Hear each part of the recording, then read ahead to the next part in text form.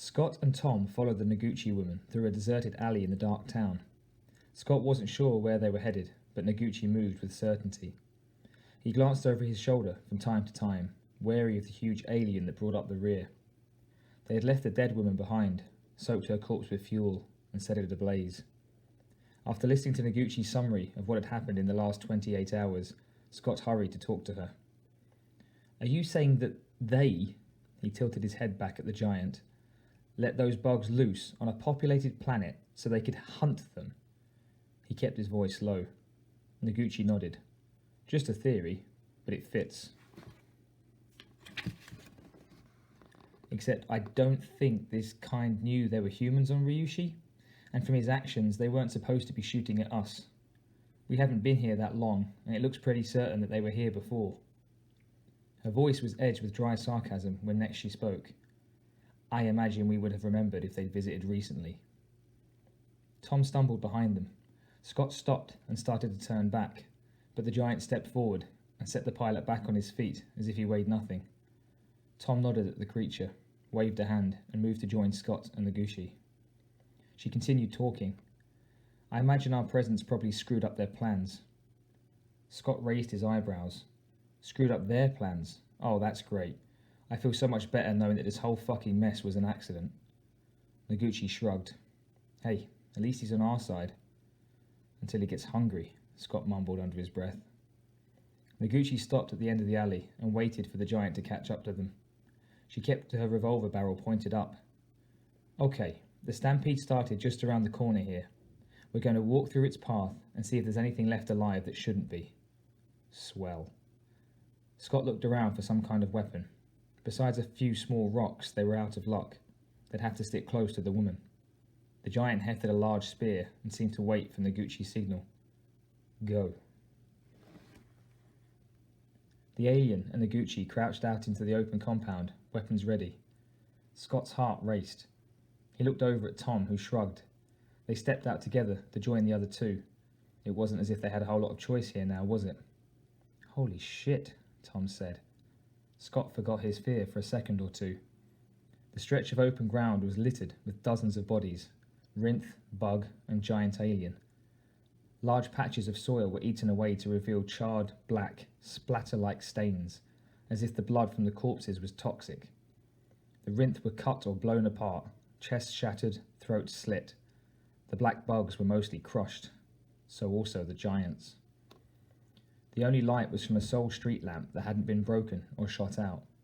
The resulting mix of dark and death and shadows was forbidding, ominous, ugly. "When you kill something, you don't fool around," said Scott. Noguchi wasn't listening. Her gaze darted from side to side, her revolver still up. The giant's head was cocked to one side, his stance ready. The two of them moved forward, slowly. The pilot stayed close. The four of them made their way cautiously down the ravaged street, stepped over torn bodies and corpses smashed down deep into the cracked earth. Apparently this is where the fight had ended. After a moment of tense silence, Tom whispered loudly to Scott as they followed their armed escorts. "Do you think the stampede got all of them?" Scott started to reply, but stopped short.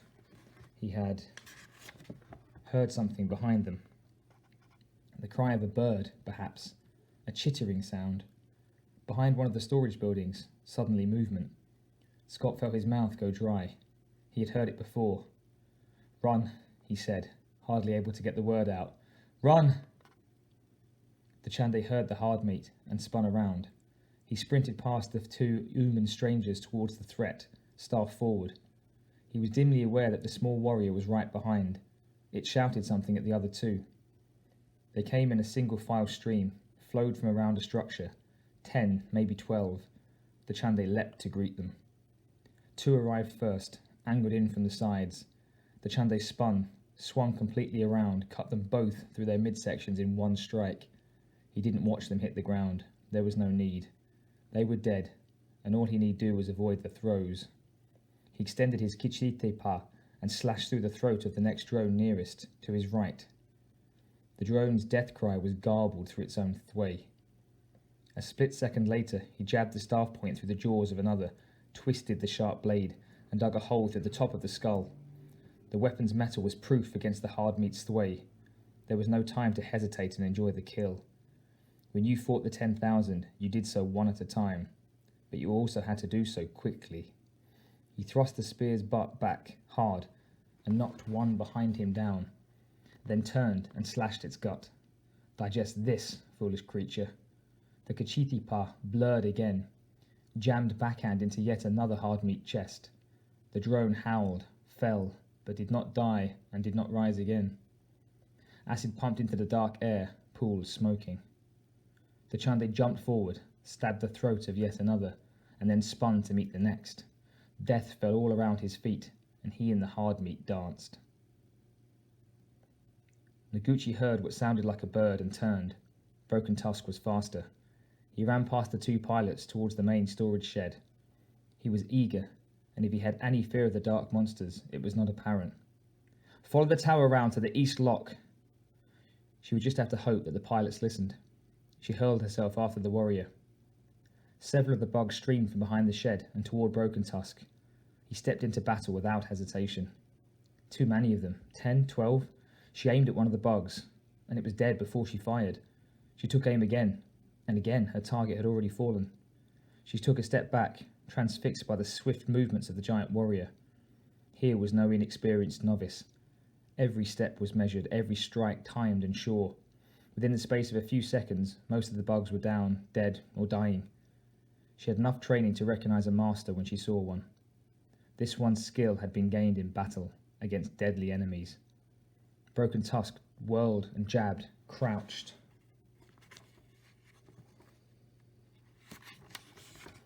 And slashed with precision and confidence. Never a misstep, never a hesitation. He was no dojo tiger, covered in padding and fighting for points. Wherever he had come from, they had a martial arts more complex and dangerous than any she'd ever seen.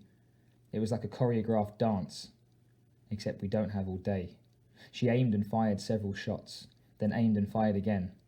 The last two shrieked and stumbled. Broken Tusk hesitated, confused perhaps, then finished them both with slashes to the gut. Sorry. Noguchi ejected the spent rounds and slapped in a loader. But we've got to go. Broken Tusk stared at her for a second, then raised one claw. In understanding or camaraderie, she couldn't know. She returned the move, then started towards the east lock. The warrior caught up to her easily, then slowed down and strode at her side as they rounded the front of the ops building toward the lock. He made thick, growling noises, strange, but somehow not threatening. Ahead, the lock was open. Conover stood by the control panel inside, face pale. Noguchi heard the now familiar chirping noises behind them, not far. Hurry! Conover shouted. Noguchi and Broken Tusk ran through the entry together. The door slammed down. A second later there were several thundering crashes. The metal door shook as the nightmare creatures threw themselves at it, but it wouldn't give. Noguchi collapsed against the frame and closed her eyes. They were safe, at least for the moment. Safe and fucked. They hadn't gotten them all. The plan hadn't worked.